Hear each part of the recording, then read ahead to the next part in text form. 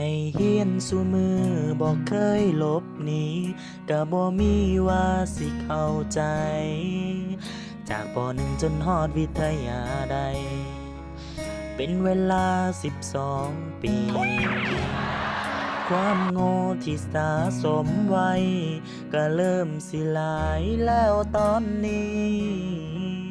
แต่ก็ยังบ่มีท่าทีสลาดขึ้นเล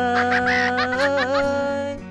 บ่กล้าบอกพอคะแนนสำใดก็ย่านดาวเห็น ลูกคือเป็นจังสิตัวอีพอว่าได้เกรด A B พอให้เล่าดีใจ โอเค กะเฮามันคนปึกผู้สึกว่าโคตรโง่แต่บ่มีสิ่งโมโหพอโตสลาน้อยไปกะเฮามันโคตรปึกถึงสิเฮียนขึ้นใหม่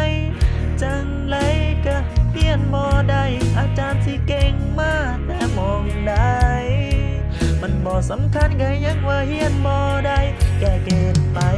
ก็แดวซา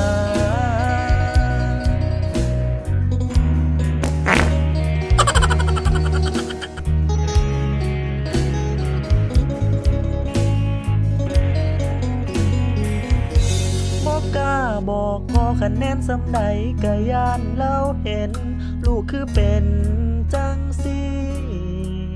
ตัวอีพอว่าไล่เกรด A B พอให้เล่าดีใจ